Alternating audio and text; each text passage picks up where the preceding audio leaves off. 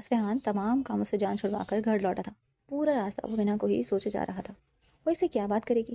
وہ جو پہلے ہمیشہ نفرت کا اظہار کرتی تھی اب ان کے درمیان ہونے والی گفتگو میں کیا کہے گی؟ ہر سوچ کا رخ گھوم پھر کر مینا کی جانب ہی مڑ رہا تھا، جو نہ جانے کب اس کے لیے بہت اہم ہو گئی تھی۔ احساس ہی نہیں ہوا تھا، مگر یہ سچ کہ وہ اس کے نکاح میں ہے، یہی سچ مینا کو فرض سے عرش تک پہنچانے کو کافی تھا۔ وہ غیر ضروری سے بے حد ضروری ہو چکی تھی، اصفہان کے لیے کچھ نہیں بہت کچھ ہو چکی تھی۔ یہ بات وہ اچھے سے سمجھتا تھا مگر چتلاتا نہیں تھا۔ وہ دل کے ہاتھوں مجبور نہیں تھا، یہ تقدیر کا فیصلہ تھا جسے اس نے دماغ سے قبول کیا تھا، اور دماغ اپنے فیصلوں سے قدم نہیں کھینچتا۔ وہ مینا کی جانب سے فقط ایک پیش قدمی کا منتظر تھا۔ چاہتا تو خود آگے بڑھ سکتا تھا، مگر وہ چاہتا تھا کہ اب کی بار ان کے درمیان کا فاصلہ مینا طے کرے۔ اس رشتے اور مینا کے لیے اس نے بہت کچھ کیا تھا، اور اب چاہتا تھا کہ باقی فاصلہ مینا کی جانب سے سمیٹا جائے۔ وہ اپنی خواہشات کا اظہار کرنا تو بہت پہلے ہی چھوڑ چکا تھا۔ انہی سوچوں میں غلطاں وہ حویلی پہنچا، اور گاڑی اندر داخل ہوتے ہی نگاہ جس منظر پر پڑی اس نے اصفہان کو پہلے حیران کیا، پھر غصے اور جلن کی ایک شدید لہر اسے اپنے لپیٹے میں لے گئی۔ سامنے اس کی پسند کے رنگ میں رنگی منہا عبید کے ہمراہ کھڑی تھی۔ عبید کو جیسے ہی ساری سچائی کا علم ہوا، وہ فوراً چلا آیا۔ ماں سے مل کر اور تمام تفصیلات جان کر وہ مینا سے ملنے عالمگیر حویلی آیا تھا، اپنے گھر والوں کی زیادتی پر جہاں اسے حیرت تھی وہیں اسے اب سمجھ آیا تھا کہ ہزار کہنے کے بعد بھی وہ لوگ اس کے اور مینا کے رشتے کے لیے کیوں نہیں مان رہے تھے۔ وہ روایتوں میں پھنسے نہیں تھے، بلکہ اپنے ایک غلط اور خود غرض فیصلے کا پردہ رکھنے کے لیے یہ روایتوں کی چادر اوڑے ہوئے تھے۔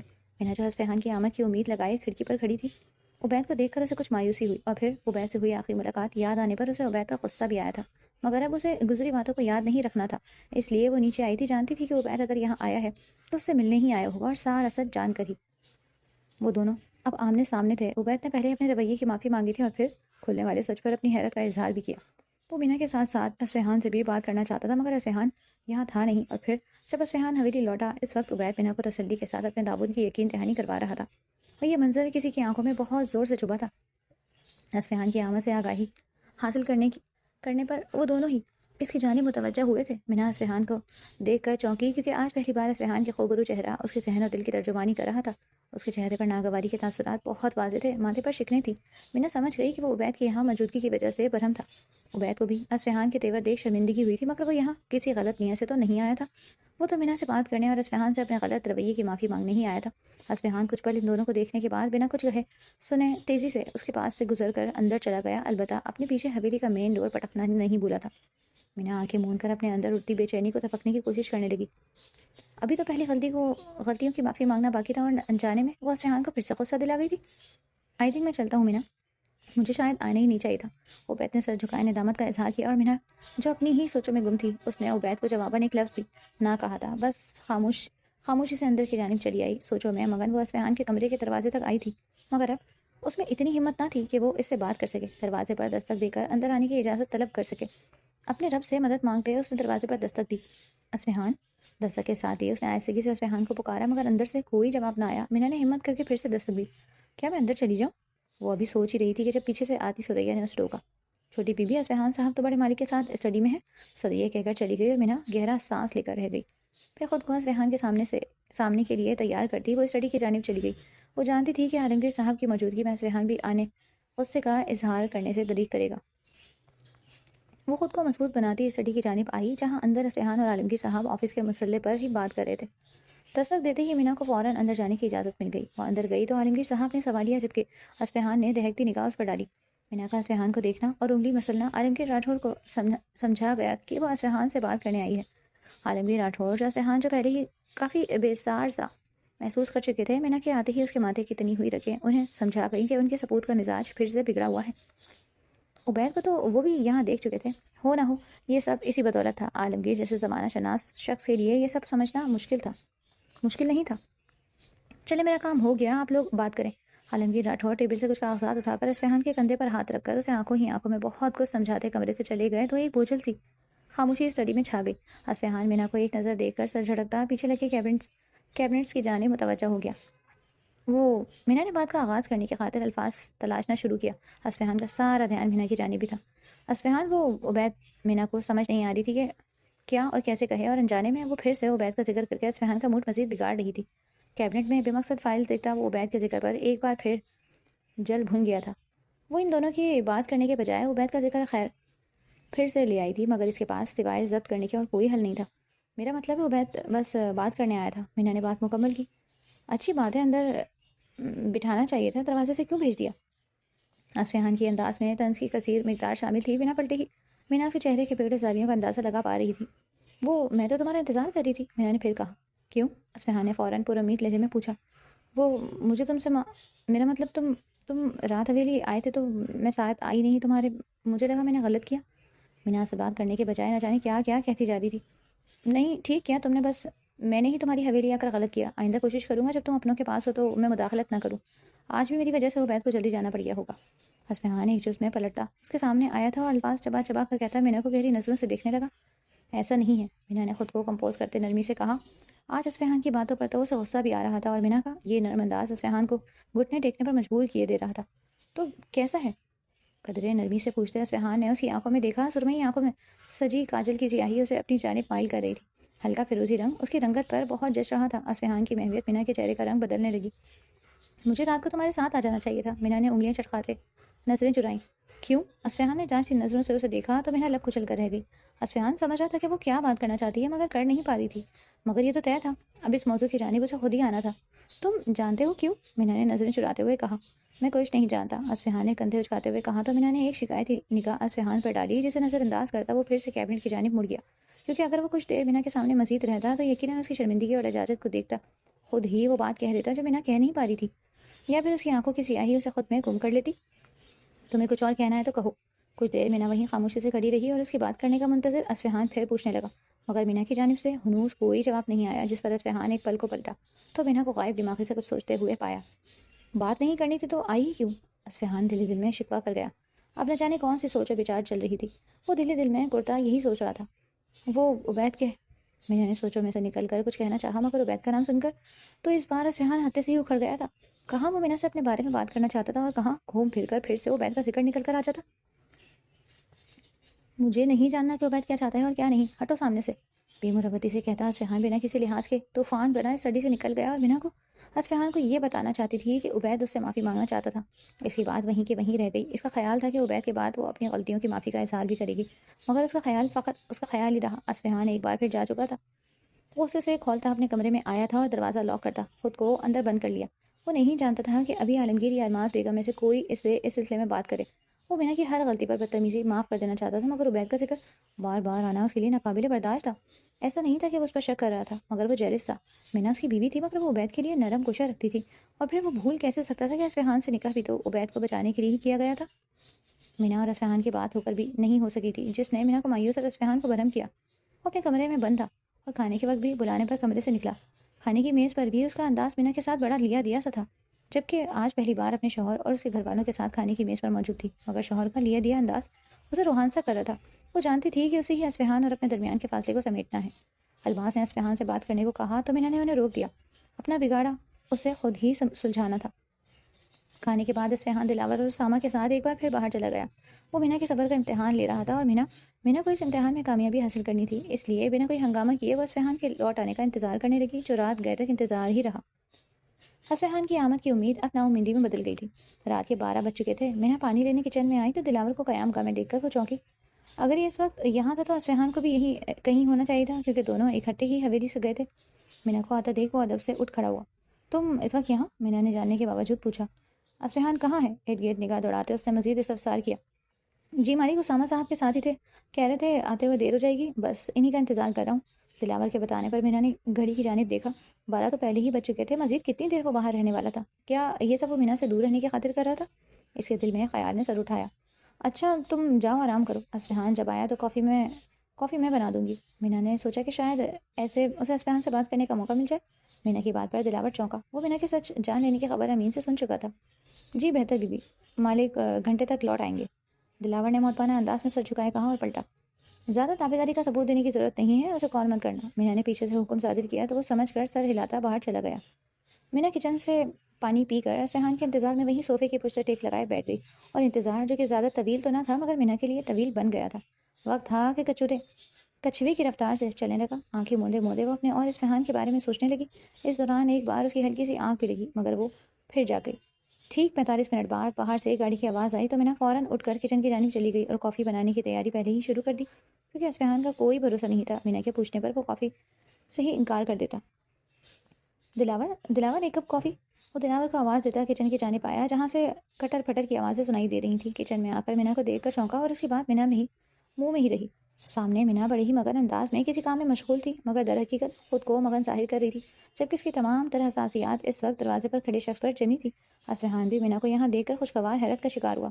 اسے مینا کی اس وقت یہاں موجودگی بہت اچھی لگی تھی۔ وہ جانتا تھا کہ وہ دانستہ یہ سب کر رہی ہے، یہ ان دونوں کے درمیان سب ٹھیک کرنے کی ہی ایک کوشش تھی جو اصفہان کو بہت اچھی لگ رہی تھی۔ بس وہ لڑکی وہ سب کہہ نہیں رہی تھی جو اصفہان سننا چاہتا تھا۔ تم کب آئے؟ چونکنے کی اداکاری کرتی وہ بڑے نارمل انداز میں پوچھتی۔ وہ اصفہان کو زیر لب مسکرانے پر مجبور کر گئی۔ وہ پہلے کی طرح کنفیوز نہیں تھی۔ اصفہان نے خود پر گمبھیر سنجیدگی طاری کرتے اس کا جائزہ لیا۔ وہ اسی فیروزی لباس میں اب بھی اصفہان کے دل کے تار چھیڑ رہی تھی۔ آنکھوں میں کاجل کی ہلکی ہلکی سیاہی اب بھی موجود تھی۔ دلاور کی طبیعت ٹھیک نہیں تھی، سو تمہاری کافی میں بنا رہی ہوں، مینا نے مصروف سے انداز میں جواب دیا، یوں جیسے آج کچھ خاص نہیں تھا، یا پھر یہ اس کے لیے معمول کا کام ہو۔ زہر دینے کا ارادہ ہے؟ اصفہان کہاں خود کو زیادہ دیر تک طنز کرنے سے باز رکھ سکتا تھا، وہ بھی تب جب مینا وہ بات نہیں کر رہی تھی جو اسے کرنی چاہیے تھی۔ وہ لڑکی آج بھی اس کا ضبط آزما رہی تھی، ہمیشہ کی طرح۔ بیوہ بیوہ مزید نہیں کھیلنا؟ مینا نے رک کر اس کی جانب دیکھا اور پھر مضبوط لہجے میں کہا تو اصفہان کے ذہن میں نکاح کے کچھ دن بعد کا منظر چڑھنے لگا جب ان دونوں میں جہانگیر صاحب کو لے کر تکرار ہوئی۔ مر جاؤ تم اصفہان، غصے میں بے ساختہ مینا کے منہ سے نکلا تھا اور اسے فوراً ہی اپنے لفظوں پر ندامت بھی ہوئی۔ پھر سے بیوہ بیوہ کھیلنا چاہتی ہو؟ اصفہان کہہ کر چلا گیا تھا، مگر اس کی بات مینا کے دل میں کسی نشتر کی طرح لگی، اور آج اصفہان کی بات کے جواب میں مینا نے اسی بات کا حوالہ دے کر اصفہان کو بے زبان کیا، مگر وہ ڈھیٹ بنا دروازے کی پائنتی سے ٹیک لگائے کھڑا اسے دیکھ رہا تھا۔ تمہیں نقصان تو تب بھی نہیں پہنچا سکتی تھی جب نفرت کا پرچار کرتی تھی، مینا نے کافی میں چینی ملا کر چمچہ چلاتے ہوئے کہا، جبکہ اصفہان خاموشی سے اسے ایسا کرتا دیکھ رہا تھا مگر کچھ نہ بولا۔ شوگر چکھ لو اور ڈالنی ہو تو؟ مینا نے کافی کا مگ لے کر اصفہان کے سامنے آتے ہوئے کہا تو وہ آئی برو اٹھا کر اسے دیکھتا کافی کے مگ کو دیکھنے لگا۔ وہ مینا پر اب بھی یہی ظاہر کر رہا تھا کہ مینا کے رد عمل پر اسے حیرت ہے، جبکہ حقیقت میں وہ خوش تھا، اندر ہی اندر بہت خوش۔ مجھے کافی کڑوی ہی پسند ہے، مینا کو ستانے کا ارادہ کرتے اس نے کہا۔ اصفہان کے کہنے پر مینا نے چہرے پر مایوسی سجایا اصفہان کو دیکھا۔ مگر میں نے تو چینی ملا دی، مینا کی آواز خود کلامی کے سے انداز میں نکلی۔ کوئی بات نہیں، ایک پھونک مار دو کڑوی ہو جائے گی۔ اصفہان نے ایک اور جملہ کسا تو مینا کے خوبصورت چہرے پر مایوسی کے ساتھ افسردگی نے بھی ڈیرا جمایا، مگر وہ ضبط کر گئی۔ بدتمیز! دل سے کہیں یہ صدا بلند ہوئی تھی، مگر اب ان القابات کو زبان تک لانے سے قبل دماغ کی نافذ کی گئی حد بندیوں کا سامنا کرنا پڑتا۔ اصفہان دلچسپی سے اسے دیکھتا رہا۔ غیر متوقع طور پر کوئی جوابی وار نہیں ہوا تھا کیونکہ وہ دشمن اب بہت اپنا بن گیا تھا۔ میں اور بنا دیتی ہوں، مینا کہہ کر پلٹنے لگی جب اصفہان نے بے اختیاری میں اس کا آگے بڑا ہاتھ تھام لیا۔ مینا نے چونک کر اس کی جانب دیکھا، اپنے ہاتھ پر اصفہان کے ہاتھ کی گرفت محسوس کرتے جسے اس کا دل بھی ایسے ہی جکڑا رہا۔ میں یہی پی لوں گا۔ اصفہان نے اس کے ہاتھ سے کافی کا مگ پکڑ لیا۔ وہ بھلا کیسے اس کافی کو انکار کر سکتا تھا جو مینا نے پہلی بار اس کے لیے بنائی تھی۔ اصفہان کی بات پر مینا نرمی سے مسکرا دی۔ وہ دونوں رات کے 1 بجے کچن میں ایک دوسرے کے آمنے سامنے موجود تھے۔ اس سے زیادہ رومانٹک ملاقات اور کیا ہو سکتی تھی؟ اصفہان ایک نظر کچن میں لگی گھڑی کو دیکھ کر سوچتا دل ہی دل میں مسکرا دیا۔ اصفہان وہ کچھ دیر بعد مینا نے پھر کہنا چاہا مگر خاموش ہو گئی۔ کافی کا گھونٹ بھرتا اصفہان اس کی جانب پہ متوجہ تھا۔ کیا کہنا کیا چاہتی ہو؟ آنکھوں میں امید لیے وہ مینا سے پوچھنے لگا۔ تم جانتے ہو، مینا نے ہچکچاتے ہوئے کہا۔ میں کچھ نہیں جانتا، تمہیں جو کہنا ہے وہ کہو، اصفہان نے ضدی انداز اپنایا۔ کیا کہوں؟ الٹا سوال کیا گیا جس پر اصفہان کے خوبرو چہرے کے زاویے بگڑے۔ یہ بھی میں بتاؤں؟ سوال در سوال ہوا۔ وہ دونوں ہی جانتے تھے کہ وہ کیا بات کرنا چاہتے ہیں، پر دونوں ہی اس موضوع کی جانب نہیں آ رہے تھے اور ہچکچاہٹ میں اور ایک انا کے ہاتھوں مجبور۔ پہلے کون سا کچھ بتا دیا تھا؟ سب بلیک میل کر کے کرواتے ہو؟ وہ تو میں نے خود وہ پیپرز دیکھ لیے۔ بالآخر منہا نے اس جانب آنے کا فیصلہ کیا تھا جہاں اصفہان اسے لانا چاہتا تھا۔ کون سے پیپرز؟ اصفہان چاہتا تھا کہ وہ ان کے بچپن کے نکاح کا ذکر کرے، وہی جن کو دکھا کر تم نے اپنے اور میرے بابا کو بلیک میل کیا تھا۔ جواب درست تھا مگر وہ نہیں تھا جو اصفہان چاہتا تھا۔ اس نے چنچلاہٹ میں ساری کافی ایک سانس میں اندر انڈیل کر کافی کا کپ کاؤنٹر پر پٹکنے کے انداز میں رکھا۔ ایسا کیا تھا پیپرز میں مینا جو وہ لوگ بلیک میل ہو گئے تھے؟ اصفہان نے ضبط کرتے سوال کیا۔ وہی جو وہ لوگ اب تک سب سے چھپاتے آ رہے تھے۔ اصفہان کا دل چاہا وہ مینا کو اٹھا کر حویلی کے باہر پھینک دے جو سادہ سے سوال کا جواب بھی گھما پھرا کر دے رہی تھی۔ اصفہان دانت پیستا مینا کو دیکھتا رہا۔ جب زہر اگلتے وقت تم سوچتی سمجھتی نہیں تھی تو اب کام کی بات کہتے ہوئے کیا مسئلہ ہے؟ اصفہان نے چڑھ کر سوال کیا۔ جب جانتے ہو میں کیا کہنا چاہتی ہوں تو سمجھ جاؤ نا، مجھ سے کہلوا کر کیا ملے گا؟ مینا بھی اب کی بار قدر سخت لہجے میں گویا ہوئی تو اصفہان نے سر جھٹکا۔ اچھا، سب کچھ خود سے سمجھنا میرا ہی ٹھیکا ہے؟ تم کیوں نہیں سب خود سے سمجھ گئی مینا؟ جب میں نے سمجھانے کی کوشش کرتا رہا الٹا مجھے ہی نہ جانے کیا کیا سناتی رہی تم۔ اصفہان بھی اب خفگی سے کہتا اس کے مزید نزدیک ہوا۔ کیونکہ میں پاگل تھی، بیوقوف تھی اصفہان، غصے اور نفرت میں یہ سمجھ نہیں پائی کہ جو کچھ تم نے کیا اس کی وجہ میرے باپ سے بدلہ نہیں کچھ اور ہے۔ مینا نے اپنی ناسمجھی کا اظہار کیا۔ کیا وجہ تھی میرے وہ سب کرنے کی مینا؟ اصفہان نے مینا کے چہرے پر نظریں دوڑاتے دانت چبا کر۔ پوچھا تو مینا نظریں چرانے لگی۔ فائن، تمہیں کچھ نہیں کہنا مت کہو۔ اصفہان سر جھٹک کر وہاں سے جانے لگا۔ مینا اب اصفہان کو ناراض نہیں کرنا چاہتی تھی، اس لیے جلدی سے اس کا ہاتھ تھام کر اسے روکا۔ وہ حیرت کا شکار اپنے ہاتھ پر اس کے نازک ہاتھ کی گرفت کو دیکھتا بے زبان سا دیکھنے لگا۔ آئی ایم سوری ہر تلخ بات کے لیے، ہر بدتمیزی کے لیے، اینڈ تھینک یو میری زندگی کا سچ مجھ پر آشکار کرنے کے لیے، مجھے یہ رنگ لوٹانے کے لیے، مجھے میری ماں سے ملوانے کے لیے۔ مینا نے نظریں اس کے ہاتھ پر جمائے ہوئے آہستگی سے کہا اور پھر اس کے بائیں ہاتھ کو دونوں ہاتھوں سے تھام کر آہستگی سے لبوں سے لگا کر اصفہان کو پتھر کا کر گئی۔ وہ بے یقینی سے آنکھیں کھولے مینا کو دیکھنے لگا اور اس سے معافی مانگ رہی تھی۔ جو وہ چاہتا تھا مینا نے اس حوالے کا ذکر تک نہ کیا تھا، اور جو کیا تھا وہ اصفہان کے لیے غیر متوقع تھا۔ وہ بے یقینی سے آنکھیں کھولے مینا کو دیکھنے لگا۔ وہ اس سے معافی مانگ رہی تھی۔ جو وہ چاہتا تھا مینا نے اس حوالے کا ذکر تک نہ کیا تھا، اور جو کیا تھا وہ اصفہان کے لیے غیر متوقع تھا۔ مینا جہانگیر راٹھور سے وہ ایسی کسی بات کی توقع نہیں کر سکتا تھا، مگر وہ تو مینا اصفہان راٹھور تھی۔ سالوں سے مینا کا عمل اسی وجہ سے تھا۔ مینا نے ایک نظر اٹھا کر اصفہان کو دیکھا اور پھر نظریں چھن سے گراتی اس کا ہاتھ چھوڑ کر تیزی سے وہاں سے چلی گئی، اور اصفہان ہنوز بے یقین سا آہستہ سے چل کر کچن سے باہر آیا۔ ایک نظر اپنے ہاتھ اور دوسری نظر تیزی سے سیڑھیاں چڑھتی مینا کو دیکھا تو اس کے چہرے پر زندگی سے بھرپور مسکراہٹ دوڑ گئی۔ مینا کی نگاہوں سے اوجھل ہونے تک وہ اسے ہی دیکھتا رہا، اور مینا کے کمرے میں جانے کے بعد اسے الماس بیگم پانی کا جگ پکڑے سیڑھیاں اترتی دکھائی دی۔ وہ پل میں سنجیدہ ہوا۔ اصفہان، مینا نے پھر کوئی بدتمیزی کی ہے تمہارے ساتھ؟ الماس بیگم، جو مینا کو تیزی سے گھسیٹ گیسٹ روم میں جاتے اور اصفہان کو کہیں کھویا ہوا دیکھ کر کچھ اور ہی سمجھ رہی تھی، فکر مندی سے اصفہان سے پوچھنے لگی۔ ان کے سوال پر اصفہان کے ذہن مینا کی حرکت تازہ ہوئی تو وہ زیر لب مسکرا دیا۔ وہ اب الماس بیگم سے کیا کہتا کہ مینا کیا بدتمیزی کر کے جا چکی ہے؟ یہ بدتمیزی تو تھی جو اسے اچھی خاصا حیران کر کے چلی گئی تھی۔ نہیں چھوٹی ماں، ایسا تو کچھ نہیں کہا اس نے، اصفہان نے خود کو کمپوز کرتے نظریں چراتے ہوئے کہا تو الماس بیگم نے بھویں سکیڑ کر اسے دیکھا۔ آج سے قبل تو وہ کبھی یوں نظریں نہیں چراتا تھا۔ کہیں اصفہان نے مینا سے تو کچھ نہیں کہا؟ ان کے دل میں خدشہ پیدا ہوا۔ اصفہان کو گہری نظروں سے دیکھتے انہوں نے فقط سوچا ہی تھا۔ ان کی نظریں اصفہان کو عجیب سا احساس کا شکار کر رہی تھی۔ لائے میں پانی ڈال دوں؟ اس نے ان کا دھیان خود سے ہٹاتے ہوئے نارمل انداز میں کہا تو وہ مسکرا کر اسے انکار کر گئی۔ نہیں بیٹا، تم جاؤ آرام کرو، بہت دیر ہو گئی ہے، انہوں نے کہا، اور اندر کی جانب بڑھی تو کاؤنٹر پر کافی کمک دیکھ کر وہ پھر سے چونکی۔ کافی کس نے بنائی؟ انہوں نے سوال کیا۔ مینا نے، اصفہان نے نرم مسکراہٹ کے ساتھ جواب دیا تو ان کے اندر کہیں اطمینان نے انگڑائی لی۔ اصفہان کے چہرے کی مطمئن مسکراہٹ انہیں بہت اچھی لگی۔ ہو سکتا ہے میں کچھ زیادہ سوچ رہی ہوں، انہوں نے خود کو سمجھایا اور کچن میں آ کر پانی ڈالنے لگی۔ اصفہان بھی خدا حافظ بولتا اپنے کمرے کی جانب چلا گیا۔ سیڑھیاں چڑھتا وہ گیسٹ روم کمرے سے باہر سے گزرتا ایک پل کو رکا اور پھر مسکرا کر مینا کو سوچتا اپنے کمرے کی جانب چلا گیا۔ اندر کمرے میں بیٹھی مینا بھی اپنی حرکت کو سوچتی اپنا ماتھا پیٹ گئی۔ بے اختیاری میں اس نے وہ حرکت کر دی تھی، مگر اب وہ اصفہان کا سامنا کرے گی تو کیسے؟ دوسری جانب اپنے کمرے میں چینج کر کے بستر پر دراز اصفہان کی سوچوں کے سارے ہی زاویے مینا کی جانب ہی تھے۔ ایک انوکھے سے احساس نے رات بھر اسے اپنے حصار میں قید رکھا تھا۔ ایک نیا سویرا بہت سی رنگینیاں اور چند مزید واقعات کے ساتھ ان سب کی زندگیوں میں طلوع ہوا۔ رات بھر کروٹیں بدلتی مینا اور مینا کو سوچتا اصفہان دونوں ہی صبح دیر سے جاگے تھے۔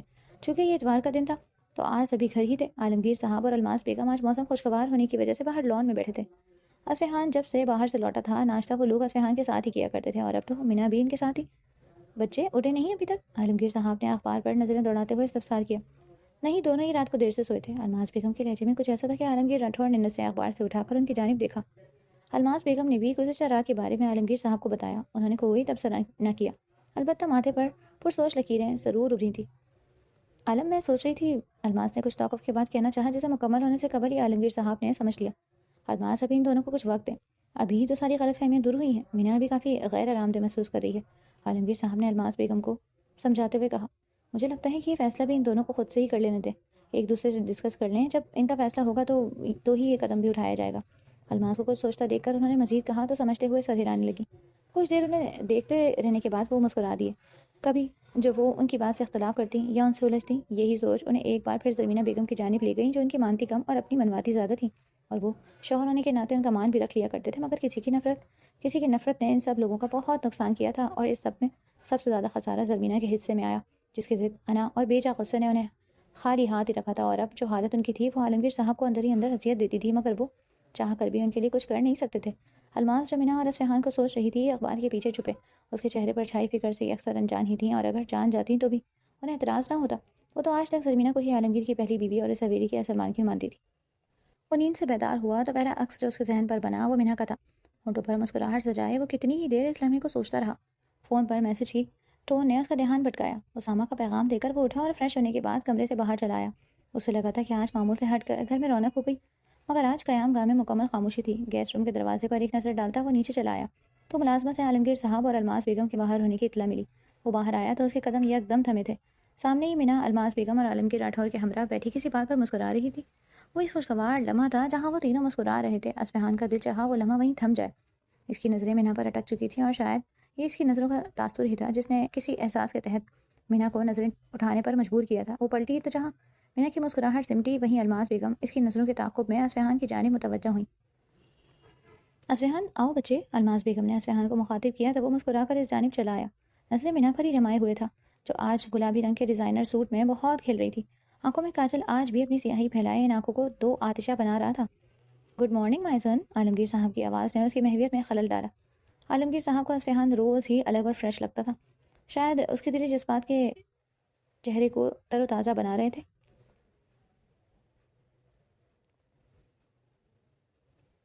گڈ مارننگ بابا، اصفہان نرم مسکراہٹ کے ساتھ باپ سے کہتا ہے۔ ایک نظر پھر مینا کو دیکھ کر مینا کے سامنے ہی بیٹھ گیا جو اب دانستہ اصفہان سے نظریں چرا رہی تھی۔ اصفہان کی محویت برداشت کرنا تو پہلے ہی اس کے لیے مشکل تھا۔ آپ لوگ آج باہر کیوں؟ اصفہان نے سوال کیا۔ الماس بیگم کو ناشتہ لان میں ہی لگانے کا حکم دے رہے تھے۔ آج موسم بہت اچھا تھا، ہم تو صبح سے ہی باہر بیٹھے تھے۔ بہت خوشگوار صبح تھی آج، الماس بیگم کہتی مینا کے ساتھ والی کرسی پر برجمان ہوئی۔ صبح تو واقعی بہت خوشگوار ہے، اصفہان نے ایک گہری نگاہ مینا پر ڈال کر کہا جسے الماس بیگم تو سمجھ نہیں پائی، البتہ عالمگیر راٹھور اپنے بیٹے کے انداز و اعتبار سے کچھ سمجھ رہے تھے۔ مینا بھی اصفہان کی نگاہوں کے سامنے کنفیوز سی ہو رہی تھی۔ اپنی رات والی حرکت کو سوچتی وہ بار بار انگلیوں کو مروڑتی اپنی نروسنس ختم کرنے کی کوشش کر رہی تھی۔ تو اس حسین صبح اور حسین دن کا فائدہ تو اٹھانا بنتا ہے، بظاہر نارمل انداز میں کہتے انہوں نے آنکھیں ہی آنکھوں میں اصفہان سے کچھ کہا تھا جس کے متعلق اصفہان کے سوا وہاں موجود دونوں عورتوں کو بھنک بھی نہ لگی۔ اصفہان مسکرا کر سر کو ہولے سے ہلا گیا۔ ملازمہ نے ناشتہ باہر ہی لگا دیا۔ الماس بیگم نے اسے جانے کا اندیا دیا اور آنکھوں کے اشارے سے مینا کو اصفہان کے لیے چائے ڈالنے کا کہا۔ جسے سمجھتے مینا نے اپنی جگہ سے اٹھ کر اصفہان کے سامنے چائے کا کپ رکھا اور چائے ڈالنے لگی۔ اصفہان چہرے پر رخصاتی مسکراہٹ سجائے دلچسپی سے اسے دیکھ رہا تھا جو اب اس کی نظروں کے تاثر سے کنفیوز ہوئی۔ ہاتھ ایک پل کو لرزا مگر اب کی بار اس نے خود پر کنٹرول کر لیا اور ایک گھوری سے اصفہان کو نوازا، خود اسے باز رہنے کو کہا۔ وہ زیر لب مسکرایا اور پھر باپ اور الماس بیگم کی موجودگی کی بدولت کچھ سنبھلا۔ مینا کو ستانے کے تو اب اسے بہت سے مواقع ملنے والے تھے۔ وہ لوگ ناشتے میں مصروف تھے جب عالمگیر صاحب کچھ سوچتے اصفہان سے مخاطب ہوئے۔ اصفہان بیٹا تم ایسا کرو، ناشتے کے بعد مینا کو کچھ دیر کے لیے باغ لے جانا۔ عالمگیر صاحب نے کہا تو مینا چونکی۔ وہ تو پہلے ہی الماس اور عالمگیر راٹھور سے باغ جانے کی بات کر چکی تھی مگر اس نے کہیں بھی اصفہان کے ساتھ جانے کی خواہش کا اظہار نہیں کیا تھا اور اب عالمگیر صاحب کے کہنے پر اسے اندر ہی اندر بہت خوشی ہوئی تھی۔ اصفہان نے بھی فوراً حامی بھر لی۔ وہ تو خود ایسا کوئی موقع تلاش کر رہا تھا جہاں وہ مینا سے بات کر سکے۔ اصفہان گاڑی میں مینا کا منتظر تھا جو ناشتے کے بعد سے اپنے کمرے میں گھسی ہوئی تھی۔ کچھ دیر بعد وہ چادر اوڑھے باہر آئی اور نگاہ ارد گرد اصفہان کی تلاش میں دوڑائی۔ مینا کو متلاشی نگاہوں سے ارد گرد دیکھ اصفہان نے گاڑی کا ہارن بجا کر اسے متوجہ کیا تو وہ مضبوط قدم اٹھاتی گاڑی کی جانب چلی آئی۔ پاس کھڑا دلاور مینا کو آتا دیکھ وہاں سے ہٹ گیا۔ بیٹھو، مینا کو گاڑی کے قریب آ کر رکتے دیکھ کر اصفہان نے کہا۔ مجھے گاڑی میں نہیں جانا، مینا نے جواباً سر نبھی میں ہلایا۔ تو اصفہان نے سوالیہ ایبرو اچکائے۔ لیٹس واک، مینا نے کہا تو اصفہان کچھ دیر خاموشی سے اسے دیکھنے کے بعد گاڑی سے نکل آیا اور وہ دونوں ایک ساتھ حویلی سے نکلے۔ وہ پہلی بار گاؤں میں اصفہان کے ساتھ یوں چل کر کہیں جا رہی تھی۔ دونوں ہی خاموشی سے باغ کی جانب جانے والے کچے راستے پر ہم قدم تھے۔ پہلے تو منہ سے انگارے اگلتا تھا اب کیوں خاموش ہے؟ مینا نے ایک چور نگاہ اصفہان پر ڈالی جو سفید رنگ کے شلوار سوٹ میں ملبوس بہت تر و تازہ سا لگ رہا تھا۔ لمبا قد، فٹ فرق اور اس پر اس کے تیکھے نقوش۔ مینا کو آج پہلی بار وہ شخص بہت جاذب نظر لگا تھا، یا پھر شاید اس نظر سے مینا نے اسے پہلی بار دیکھا تھا۔ پہلے تو ہر وقت اس کی زبان پہ لگام رہتی تھی اور اب جب میں نے اسے سننا چاہتا ہوں، اس سے بات کرنا چاہتا ہوں تو کچھ کہہ ہی نہیں رہی۔ اصفہان نے مینا کو اپنی جانب دیکھتا پا کر دل میں کہا اور پھر شکوے کے انداز میں سر جھٹکا۔ ایک دوسرے کے بولنے کے منتظر وہ دونوں باغ کے قریب پہنچے تو وہاں باہر کافی لوگ موجود تھے اور سبھی بڑی معنی خیزی سے مینا کو دیکھ رہے تھے۔ ان کے نزدیک کی نکاح ایک زبردستی کا نکاح اور مینا کا اصفہان کے گھر جانا پنچایت کا فیصلہ تھا۔ ایسے میں ان دونوں کا ایک ساتھ باغ کی سیر کو آنا سبھی کے ذہن میں سوال پیدا کر رہا تھا۔ لوگوں کی سرگوشیاں جہاں اصفہان کے ماتھے پر بل ڈالنے کا سبب بن رہی تھی، وہیں مینا کی حرکت نے اصفہان کو حیران کیا۔ مینا نے بہت حق سے ساتھ چلتے اصفہان کے بائیں بازو کے گرد اپنے دائیں بازو کا حصار بنایا۔ اصفہان نے چونک کر مینا کی جانب دیکھا جو دوسرے ہاتھ سے اپنے نقاب کو تھامے بڑے اعتماد انداز میں چل رہی تھی۔ ان لوگوں کو باتوں سے نہیں اپنی حرکتوں سے خاموش کروانا ہے، مینا نے نظریں چراتے کہا اور پھر اصفہان کو پرسکون رہنے کا اشارہ کیا تو وہ دونوں آگے بڑھے۔ مینا کے قدم غیر ارادی طور پر جہانگیر راٹھور کے حصے کی جانب بڑھے تھے جبکہ اس بات پر اصفہان کے قدم تھمے۔ مینا نے اصفہان کو دیکھا اور ایک لمحہ بھی نہیں لگا تھا مینا کو سمجھنے میں کہ اصفہان کے قدم کیوں تھمے۔ اصفہان کچھ کہتا اس سے قبل ہی مینا نے اپنی غلطی کا اعتراف کرتے اسے عالمگیر راٹھور کے حصے کی جانب چلنے کو کہا۔ وہ دونوں باغ میں آئے اور پیچھے کھڑی خواتین کی زوم آئینے نظریں اور سرگوشیاں ویسے ہی زور پکڑتی رہیں۔ مجھے کچھ کہنے کیوں نہیں دیا؟ وہ لوگ مجھے بحث کرنا پسند نہیں، منہا نے اس کی بات کاٹتے کہا تو پہلے اصفہان چونکا اور پھر مسکراہٹ ضبط کرنے کی ناکام کوشش کرنے لگا، جسے منہا نے دیکھ لیا اور اس مسکراہٹ کی وجہ بھی اچھے سے واقف تھی۔ ایک ناراض نگاہ اس پر ڈال کر اس کا بازو آزاد کرتی کچھ فاصلے پر ہوئی تو اصفہان کو کچھ اچھا نہیں لگا۔ تمہاری بات الگ ہے، منہا نے کہا اور قدم آگے بڑھا لیے۔ تمہیں مجھ سے بحث کرنا اچھا لگتا تھا؟ اصفہان نے تیزی سے اس کے مقابلے آتے تجسس کے مارے سوال کیا۔ بحث کرنا اچھا نہیں لگتا تھا، بس تم زہر لگتے تھے، منہا نے برجستگی سے کہا اور پھر لب کچل کر خاموش ہو گئی۔ اور اب اس نے منہا کی آنکھوں میں جھانکا تو وہ نظریں چرا کر بنا جواب دیے آگے بڑھ گئی۔ کیا مسئلہ ہے اسے؟ اصفہان جھنجھلا گیا۔ وہ آہستہ آہستہ منہا سے چند قدم پیچھے چل رہا تھا۔ تمہیں اس سب کے بارے میں کب پتہ چلا؟ کچھ دیر بعد اصفہان سے چند قدم آگے چلتے منہا رک کر پلٹی اور اپنے ذہن میں کھلبلاتا سوال پوچھا۔ کس بارے میں؟ وہ جانتے بوجھتے انجان بنا۔ ہماری نکاح کے بارے میں۔ بالآخر منہا اس بات کا ذکر اپنی زبان پر لے ہی آئی جس کا انتظار اصفہان کو کب سے تھا۔ جب تم یہاں عبید کے ساتھ، اصفہان کی بات مکمل ہونے سے قبل اچک لی گئی۔ میں اس کے ساتھ نہیں آئی تھی، منہا نے فوراً صفائی میں کہا۔ جانتا ہوں، اس دن سچ جان کر تم سے بات کرنے ہی آ رہا تھا۔ جاننا چاہتا تھا کہ کیا تم اس بارے میں کچھ جانتی ہو یا نہیں۔ پھر عبید یہاں آ گیا، مجھے لگا کہ شاید تم اس سب سے واقف ہوگی اور پھر بھی مجھ سے نفرت کرتی ہوگی، مگر تمہارے منہ سے لفظ بیوہ سن کر بہت تکلیف ہوئی تھی۔ مجھے احساس ہوا کہ تم تو کسی سچائی سے واقف ہی نہیں، تمہیں انجان رکھا گیا۔ ہمارے بڑوں نے اپنی غلطیوں کو چھپانے کی خاطر اتنا بڑا قدم اٹھایا۔ وہ دونوں آمنے سامنے کھڑے اب اپنی کہانی کہنے لگے۔ اسی لیے اس دن کے بعد تمہارا رویہ بدلنے لگا تھا، منہا نے اصفہان کو دیکھتے نرم مسکراہٹ کے ساتھ کہا۔ منہا کو یاد آیا اس دن باغ سے نکلتے وقت بھی اصفہان نے اس کی مدد کرنی چاہی تھی، جسے اس نے قبول نہ کیا تھا، اور پھر گریز کے معاملے میں، اور پھر اس کے بعد کئی بار اصفہان کا اس کے قریب آنا، ڈھکے چھپے لفظوں میں اس پر حق جتانا اور اس کے گھر والوں کے سامنے اس کا مان رکھنا، یہ سب اس رشتے کی بدولت ہی تھا جو ان کے درمیان تھا۔ اور پھر اس کا منہا کی بدتمیزیاں اور بد اخلاقی خاموشی سے برداشت کرنا۔ کاش میں پہلے سمجھ جاتی اصفہان، منہا مزید گویا ہوئی۔ ہاں کاش تم سمجھ لیتی تو آج ہم اس باغ میں نہیں پیرس میں ہنی مون پر ہوتے۔ اصفہان نے منہا کی شرمندگی دور کرنے کی نیت سے شرارت کی تو منہا ہنس کر سر جھٹک گئی، اور اس کی ادا بھی اصفہان کو بہت اچھی لگی۔ اب وہ اس کے سامنے کھل کر ہنسنے لگی تھی۔ چلو مجھے اور آگے جانا ہے، منہا نے آگے لگے پھولوں کے درختوں کی جانب اشارہ کرتے کہا تو اصفہان اس کے حکم کی پیروی کرتا آگے بڑھا۔ اب کی بار منہا سے چند قدم پیچھے تھی۔ اصفہان، کچھ دیر بعد منہا نے نرمی سے پکارا تو وہ رک کر پلٹا۔ کیا ہوا؟ منہا کو اپنی جانب دیکھتا پا کر وہ چند قدم پیچھے لیتا اس کے کچھ قریب آیا۔ اصفہان، میں پھر سے ایکسکیوز کرنا چاہتی ہوں، منہا نے کہا تو اصفہان نے ان کے درمیان کا فاصلہ کچھ مزید کم کیا۔ آئی ایم سوری اصفہان، میں نے بہت غلط باتیں کی گئیں تم سے۔ میری اپنی ماں اور بڑے پاپا کو لے کر غلط فہمی کی بات نہیں کر رہی، تو صرف تمہاری ذات کو لے کر میں نے بہت غلط باتیں کی، مگر میں تو انجان تھی سب سے، اس لیے تمہاری کردار کو لے کر بہت غلط کہتی اور سوچتی آئی میں، اس کے لیے آئی ایم سوری۔ منہا اپنی ندامت کا اظہار کر رہی تھی جب اصفہان نے بہت نرمی سے اس کے دونوں ہاتھوں کو اپنے ہاتھوں کی گرفت میں لیا۔ میرے قریب آنا، مجھے دیکھنا یا چھونا تمہارے لیے غلط نہیں تھا، پر میں تو ناواقف تھی نا، اور تم نے دوبارہ نکاح اس لیے کیا تھا تاکہ میرے اور تمہارے بابا کے لیے علاقے میں کوئی مشکل کھڑی نہ ہو۔ کہتے کہتے اچانک منہا نے سوال کیا تو وہ کچھ دیر اسے دیکھتا رہا۔ اس کے ہاتھ تھامے اس نے منہا کو خود سے قریب کرتے ہوئے اس کو کندھے سے تھاما۔ اس سے زیادہ اس لیے کہ میری کوئی بھی بے اختیاری تمہیں خود سے اور مجھ سے نفرت کرنے کا موقع نہ دے۔ اصفہان کی بات پر منہا کی نظریں جھکی۔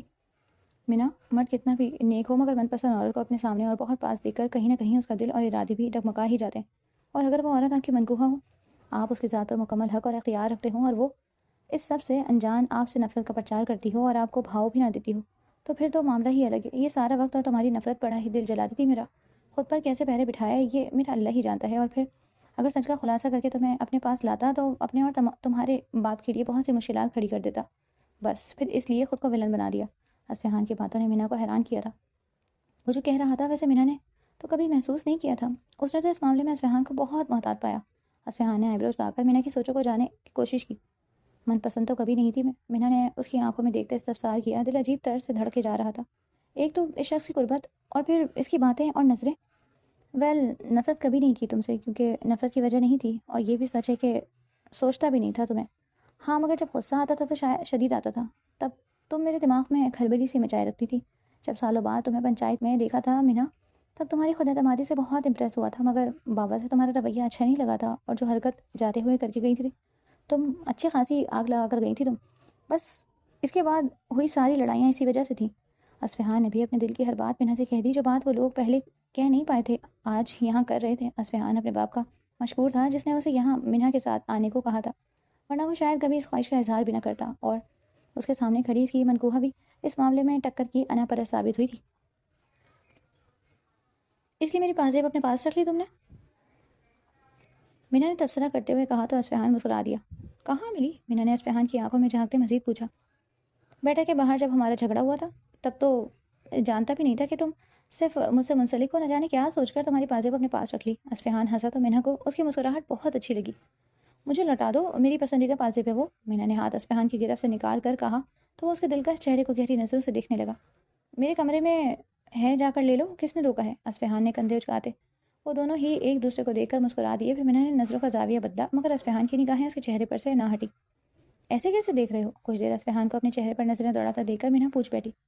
سنا ہے بیوی کو محبت سے دیکھو تو ثواب ملتا ہے، سوچا آج چھٹی ہے تو تھوڑا سا ثواب کما لوں۔ اصفہان شرارت کے موڈ میں تھا، اس لیے اس کے قریب جھک کر کہا تو مینا مسکرا کر سر جھکا گئی۔ بیوی بھی محبت سے دیکھے تو یقیناً اسے بھی ثواب ملے گا، مینا کا چہرہ اوپر اٹھا کر اپنے مقابل لاتے اصفہان نے کہا تو مینا اپنے لبوں پر ترانے والی شرمگین مسکراہٹ کو چھپانے کی کوشش کرنے لگی جو آج بات بے بات امڑ آ رہی تھی۔ میرا فی الحال ثواب کمانے کا ارادہ نہیں ہے، مجھے مزید آگے بڑھنا ہے، مینا نے باغ کے آخری سرے کی جانب اشارہ کرتے کہا اور کچھ قدم اصفہان سے دور ہوئی۔ میں بھی تو جانتا ہوں کہ تم مزید آگے بڑھو۔ اب کی بار اصفہان نے اسے حیران کرتے اس کی کمر کے گرد بازو حمال جما کر مینا کو اپنے حصار میں لیتے ہوئے کہا تو وہ نظریں چراتی لال ہوئی۔ اصفہان کے وجود سے اڑتی مہک جو کب سے اسے محسوس ہو رہی تھی اب اسے اپنے سحر میں جکڑنے لگی۔ اصفہان نے بہت آہستگی سے اس کے گرد اپنا حصار تنگ کیا تو مینا کی جان ہوا ہوئی۔ اصفہان سے یوں کھلے عام ایسی حرکت کی اسے کہاں امید تھی؟